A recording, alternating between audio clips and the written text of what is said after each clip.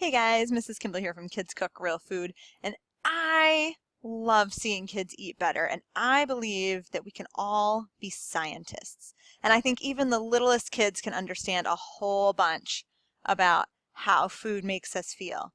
But this video is a little bit for the bigger kids who are ready to be science geeks with me today. In the last video, we talked about how to read nutrition labels and how ingredients lists are set up and different kinds of fats and why calories shouldn't matter and all that good stuff. And I told you that today, in this video, I would tell you about tricks food marketers use to try to get you to think food is healthy. Okay, when you look at packaging in a grocery store or maybe on your table or at a friend's house or whatever, there's so many words and so many like starbursts and just crazy things to try to catch your eye to get you to think food is healthy. So I'm going to go kind of down in the bottom of the screen here. Here I am down here, and we're going to talk about food marketing tricks.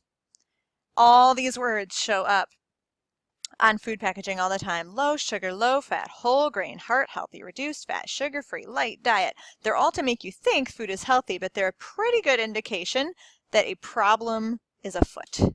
We're going to start by talking about reduced fat and fat-free food, okay? We're in a pretty good place in America now because for a long time people were really anti-fat, and that was really bad for kids because especially kids, as your brains grow and develop, you have to have good fats. So the fat-free movement was a terrible thing, partly because we do need fat, but even more so because anytime you take fat out of food, it tastes horrible unless you add more sugar. So check out this fat-free ranch. The ingredients start with water, and then the second one is corn syrup. The fourth ingredient is sugar. And I start to wonder, is this like melted Skittles? Like, why is it even white? Oh, well, it's probably white because it's also full of starch, which is another carbohydrate and another kind of like sugar. So this is like no longer even dressing. You don't have the fats to help you use the vitamins and minerals from your vegetables in your salad. And it's not something you want to eat. So even if it's important in your family to cut down on fats, never buy or never eat reduced fat or fat-free foods. Just look for other ways to cut fat, like not adding butter. Now, I'm a huge fan of fat. We talked about that in the last video. But again, reduced fat and fat-free foods, the sugar content is going to be through the roof. Not worth your time. Next, let's talk about whole grains. Are whole grain foods healthy? These are the kind of phrases you'll see on like breads and cereals and all sorts of stuff. You might see something like 100% whole wheat, whole grain, made with whole grains, stone ground cracked wheat, multi-grain. Those all sound so healthy. Oh, we have to buy this. And then if you look in the ingredients, you often see wheat flour. And oh gosh, I got to tell you a story. I'm going to go back to so you can see me. Okay, so I've had to help train a lot of people who are older than me in how to read packaging. Like today, I'm talking to kids, training you guys, but for the last 15 years of my marriage, I've been trying to help my husband's mom figure out how to read food labels because she's amazing and she tries to eat healthy, but she was super tricked by all these strategies that food marketers use. Like she would see heart healthy and she'd buy it just without even thinking. Like, of course, the people who are making the food would tell me what's true about it, right? Like not always. So she actually had a heart attack 10 years ago, and after her heart surgery, she was supposed to eat whole wheat bread, whole grain bread. So I was trying to help her do that, and she would bring me her newest loaf of bread, and she would say, Katie, she doesn't call me Mrs. Kimball. She'd say, Katie, look, I got good healthy bread. Wheat flour right there. And I'd look at the ingredients, and it would say wheat flour, and I was like, oh, well, yeah, I know, Mom, but wheat flour is white flour. Like white flour is still wheat. It's just not whole wheat. So they're tricking you by calling it wheat flour instead of just enriched flour. And it would often have either some or all white flour. And it was so hard for her to figure out, to like dig her way through all of these tricks that we're working on today. So you guys are going to be smarter than a grandma. That's what we're that's what we're going for today. So really the only way to get the whole wheat is if it says 100% whole wheat. Now, just a really quick science lesson. This is a kind of fuzzy picture of a seed of wheat. Wheat is a seed, right? And if you've done science class, you know a seed most of the seed is the endosperm. That's like all the inside, and it's the food for the baby plant. The germ here is actually kind of the baby plant. If this seed were to grow, that would be the baby plant. And then on the very outside, the brown part, is the bran. It's the covering. I think it's called the cotyledon. No, it's the seed coat. If you're doing it in science, it's called the seed coat. And the germ in a grain of wheat is called the cotyledon. And then the endosperm is, what is it? Uh-oh, you guys will have to help me out. It's been like 15 years since I taught 3rd grade science. But I used to know that. Anyway, the point is the endosperm is the food for the plant, so it's all the starch. Okay, it tastes great to us, but that's basically the white flour is the endosperm. The germ is where you're going to find things like healthy fats and vitamin E, and then in the bran is all the fiber, which is helpful too. Now, is it healthy to eat wheat? Some of your parents are probably going to say no, not at all.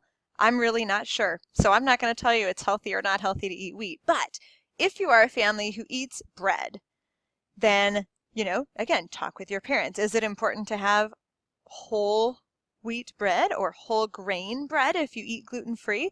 Well, let's figure it out. It's possible that eating the bran is actually not good for us because the seed is made to not be eaten. The seed doesn't want to be eaten in the grand design, right? God didn't design seeds. Well, he did. He did design seeds as food. But ultimately, the seed also needs to be planted to grow more food. Does that make sense?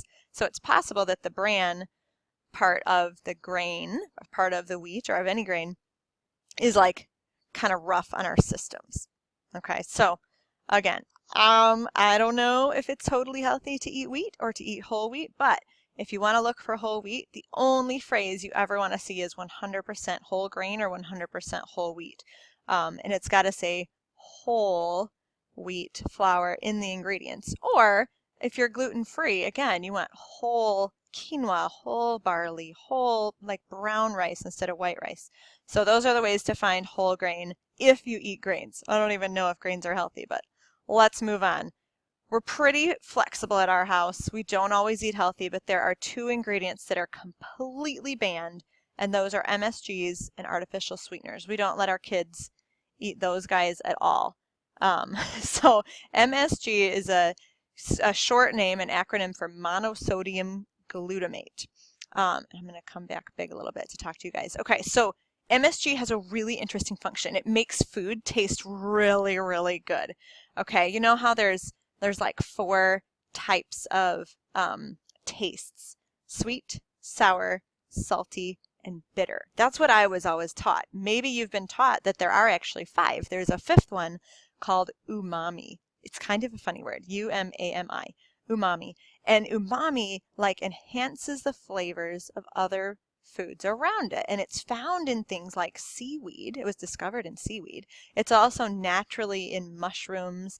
It's the flavor you get if you caramelize onions, if you cook onions down until they're all kind of brown and gooey, but they like all the flavor goes, whoa, it's crazy. Or if you grill a steak, like all a soy sauce has umami. It's just kind of this layer of flavor that enhances everything else around it. Well, what do we do here in America? We take something that is good and natural and we tend to pull out the part that makes it good and like make that part fake. Okay, so we have a bunch of fake. It's just MSG powder that food marketers can add to food that does that. Whoa, it makes everything taste so good. And it makes you want to eat more and more and more of it, which is one reason why MSG is not so great, because it tends to cause us to overeat and kind of shuts down the part of our brain that says, hey, by the way, you're full. It's also a neurotoxin. So neuro means brain. Toxin is like poison. So in your brain, MSG behaves like a poison, and it's an excitotoxin. So excite, like excitement, it tends to make you hyper, or at least make your brain a little bit hyper. And and that bothers me. So I don't really want that for my kids. So that's why we don't eat MSG in our family. MSG can be found, it's often found in things like sausage. It's often found in any of the like highly flavored chips and crunchy things. So like regular potato chips, no MSG. Sour cream and onion potato chips, barbecue, you're probably going to find MSG. And it tends to be in a lot of like canned soups and stuff like that, basically where there's not a lot of flavor and they need to add some. Now, here's where it gets really tricky. So already monosodium glutamate is a long word to remember, yeah? So to look for that in the ingredients is already a pretty big task. But monosodium glutamate also hides under all these other words in this bulleted list here. It's almost impossible to memorize them all, but I tend to look for anywhere I see the word glutamate, I put that back on the shelf. And then anything hydrolyzed is kind of like a bad word you can remember. And anything that's yeast with another word, like yeast extract or autolyzed yeast. Just plain old yeast is yeast. It's what makes bread rise, no big deal. But all these other types of yeast will act like glutamate in your brain. So it might as well be MSG. So guys, if you need more flavor, try some soy sauce, try some mushrooms, caramelize your onions, add seaweed. Like there are other ways to get this cool sense of taste of umami without exciting your brain and, you know, messing you up. So where do we find it? Like I mentioned, highly flavored chips are huge. You can see it straight up monosodium glutamate. They're not even trying to hide it in there.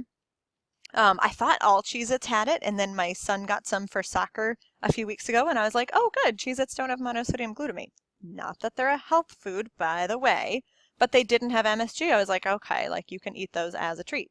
The next week he got pepper jack, or I think it was just regular jack Cheez-Its, boom, MSG in the ingredients. I was like, oh, sorry buddy, you can't eat these. So you do have to be really careful if this is something that you and your family decide you should avoid. You and your family should decide this is something you should avoid, by the way. Talk to your parents, send them to the link below the video, and just read about it, you know, inform yourself. We want to be educated about what we put in our bodies because it affects how we feel, it affects our mood, it affects how, you know, we feel about our day, it affects how we feel in our body, it affects how strong and fast and smart we are. So it's really important to understand what we're doing. Here's our fancy ranch friend again. Monosodium glutamate in there because fat-free food tastes like nothing. Also, actually, many ranch dressings and many ranch dips will have MSG in it. So I'm always really careful, like at parties with my kids, I try to read the ingredients because I'm a weird mom like that.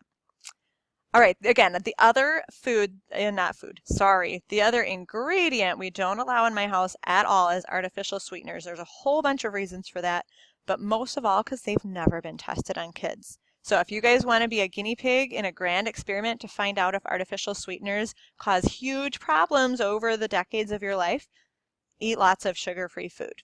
Don't eat lots of sugar-free food. I'm just kidding. Artificial sweeteners are really nasty. They're called many names. There's NutraSweet and aspartame. That's the same thing. One's the brand and one's kind of what it is.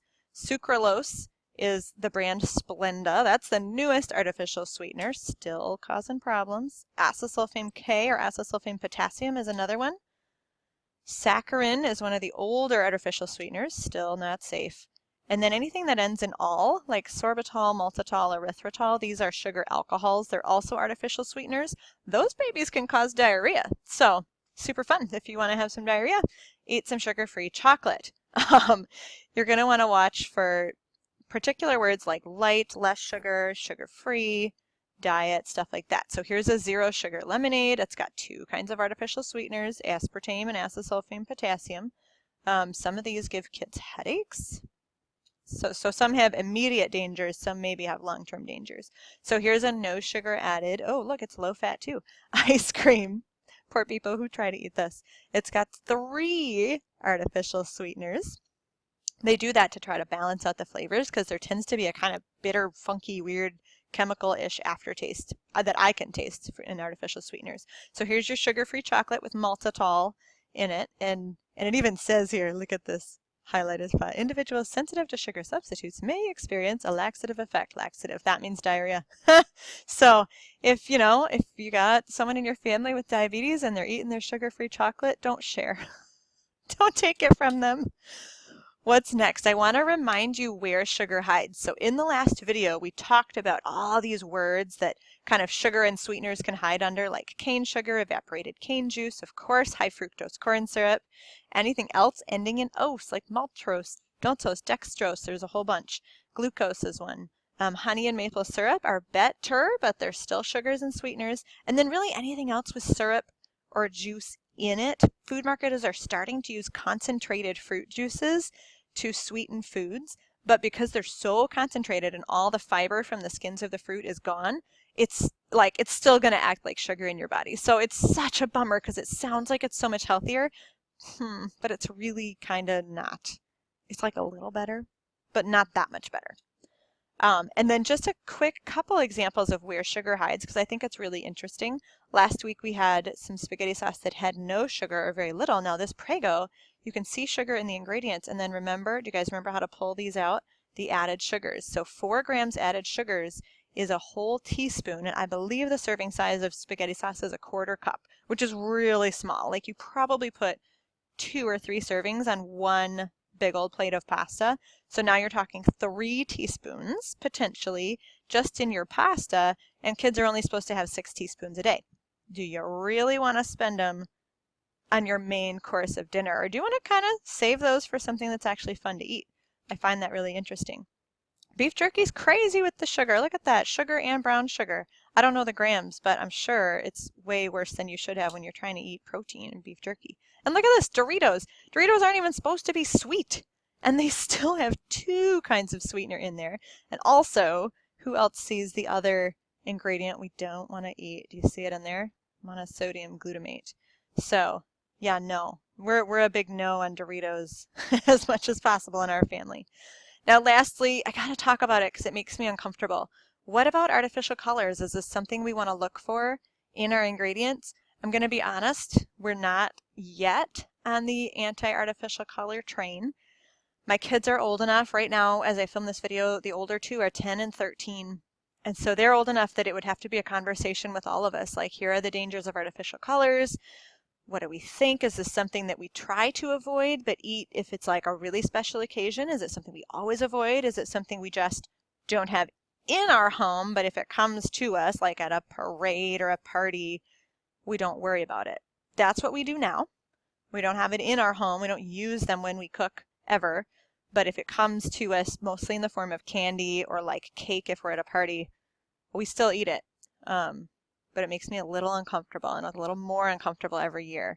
Why? Well, because some people are really sensitive to them. I have lots of stories from members in our Kids Cook Real Food e-course of kids who just get really angry, like out of control angry when they have certain colors, mostly red. There are others who get really sad, like out of control emotions when they have certain colors, particularly yellow or blue. It's so crazy, like people react differently to different colors.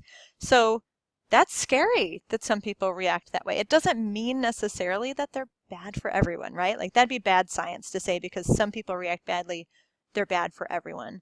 But it does still make me think, because there is a lot of research that shows they could be harming you even if you don't have a crazy like mood reaction like anger or extreme sadness. So if you're interested in finding artificial colors, they are really easy to find because they're just colors with numbers. So pretty much if you see anything with a number in the ingredients of your food as you're reading the ingredients, it's a very good sign that this is a highly processed food. It's a good sign that if you can find something else, put that one back, right? So I do love that a lot of brands are starting finally to get rid of artificial colors. So things like mac and cheese has artificial colors. You can find mac and cheese without the artificials. The same goes for fruit snacks. You can find them colored with turmeric for yellow and beet juice for purple, and you can't taste that stuff, by the way. You can't taste it. So like, for example, Aldi, one of my favorite stores, any of the Aldi brands, they don't use artificial colors. So I love that. I feel like that is for you guys. Like that's for the kids. It's for the adults too, but really like it's your generation that's growing up eating this stuff. And again, we don't have super long-term studies on what it's going to do to us like over our whole life. So artificial colors is kind of something to watch for. Again, it's a really good sign of a highly processed food. And if you can find one that has better colors. It probably even has better other ingredients because it shows that that brand cares just a little bit about either your health or what your parents are spending, right? We say we vote with our pocketbook. That's what adults talk about. And that means like if we keep buying stuff with junk in it, they'll keep making stuff with junk in it. If people start buying more and more and more and focusing on health and prioritizing good ingredients, well, guess what? The marketers are going to start to change to make more foods with good ingredients. And I really believe that's what's happening. So if your family, eats healthy food, go give your parents a hug and tell them thank you for starting to change the culture. And hopefully by the time you guys are grown up and, in charge of not only your pocketbook, but also maybe some children of your own, the world will be a better place, a safer place to go buy food, and you won't have to know all this stuff. But for now, that's what I'm here for, right? Mrs. Kimball, Kids Cook Real Food e-course. We're here to empower kids to understand what they're eating, to know how to cook food for themselves so that you can actually feed yourselves healthy food in all ways as you grow into adults. Guys, thanks for watching. I hope this was super helpful. Be sure to check part 1 if you haven't. We'll always link to that wherever we share this video. And of course, if you want to know how to cook for yourself in your own kitchen so that you don't have to worry about reading all these ingredients and avoiding funky things that food marketers are tricking you with, then join our Kids Cook Real Food e-course. We would love to have you.